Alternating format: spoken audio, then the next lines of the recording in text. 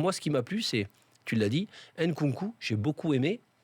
Et à comparer, si tu veux, un petit peu avec Ben Arfa, j'ai vu Nkunku se mettre entre deux, être fluide, se sentir bien, alors qu'Athème se cherche encore après autant de temps. Mais c'est t'as aimé bizarre. le positionnement de Nkunku ?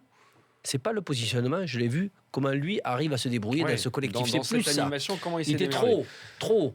Et par contre, le retour de Rabiot, ça c'est la première chose qui était flagrante. Il revient avec 30 ans de temps et on dirait qu'il n'est jamais parti. Il s'impose par son physique, par son jeu et même offensivement. Et je le dis souvent, moi, des 3 milieux de terrain, le plus complet, beaucoup plus que Verratti, Mota et Matuidi, c'est Rabiot. Pourquoi ? Parce qu'il a cette capacité à être costaud physiquement, à récupérer le ballon, à faire tourner. Et il a une super frappe. Il marque des buts. Qui ne se sert pas assez. Et là, il a un super jeu de tête. Il a tout. Et le jour où il est bien...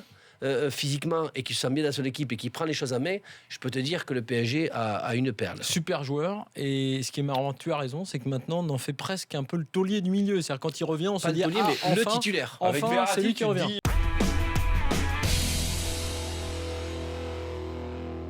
Il ne faut pas oublier que quand même la personne qui est directrice, le directeur du centre de formation au Camp des Loges, c'est quelqu'un qui avait en gestion la Masia barcelonaise il y a encore 3 ans. Hein. Donc en termes de recrutement, ça c'est pas passé inaperçu, mais on en parle moins parce que c'est la classe biberon du PSG, mais on a pris parmi ce qui se faisait de mieux en Europe.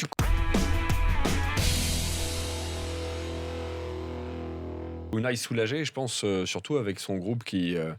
c'était quand même un affrontement avec une Ligue 1, et même si Bastia a été diminué, on rappelle. Très diminué. Cahuzac, évidemment Schilacci de longue date, Bifouma qui n'a pas voulu faire le déplacement parce qu'il est en instance de départ. Je dois oublier encore quelques autres, Crivelli qui n'était pas là.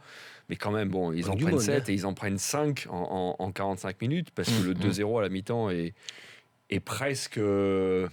pratiquement généreux par rapport à des Parisiens qui n'avaient pas montré grand-chose. 100%, comme tu dis. Non, un Paris qui commence cette année 2017 sur les chapeaux de roue.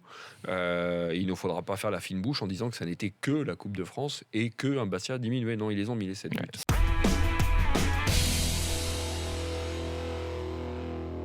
Arsenal a eu du mal face à Preston North End. Et très bon club. Qui est sorti de sa boîte ? Qui a sauvé Arsenal ? Olivier Giroud, qui était capitaine d'ailleurs ce soir. Très bon club. Preston, tu connais toi ? Très très bon, je connais. Il menait 1-0 à la mi-temps d'ailleurs, le Preston.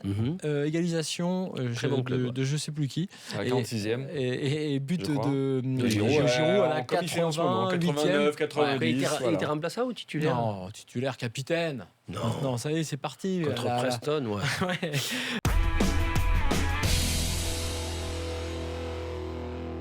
À Santa d'ailleurs, je ne sais pas s'il y avait la fameuse banderole, parce que vous savez qu'il y a une banderole très connue depuis les Jeux de Rio, une banderole Sarreguemines, qu'un supporter de Sarreguemines, enfin un habitant de Sarreguemines a baladé tout l'été, qu'on a vu sur tous les écrans du monde entier, au Brésil, partout, y compris au championnat du monde après de cyclisme derrière, et je ne sais pas s'il était aussi au match, parce qu'il pourrait être partout.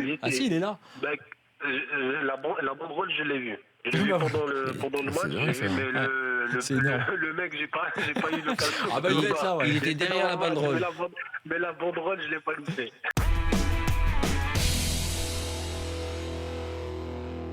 Tu voulais rajouter je veux rajouter quelque chose, les amis, parce que le mardi 10 janvier, là, qui arrive la semaine prochaine, risque d'être une date historique dans l'histoire du football, qui nous passionne tous, puisque la Coupe du Monde, qui est la grande compétition, risque non pas de subir un lifting, mais une opération de chirurgie esthétique lourde. Je veux dire par là que mardi prochain, la FIFA va sans doute se positionner, peut-être même d'un point de vue très très très concret, sur le format de 2026, avec les fameuses discussions sur une Coupe du Monde à 48 équipes, ce qui ne ressemblera plus du tout à une championnat. Donc c'est pour mardi prochain et ça peut être une drôle de révolution. Mardi 10 janvier, tu as raison d'en parler, on va suivre ça évidemment pour cette Coupe du Monde à 48, même si c'est pour 2026, mais on y reviendra sans doute.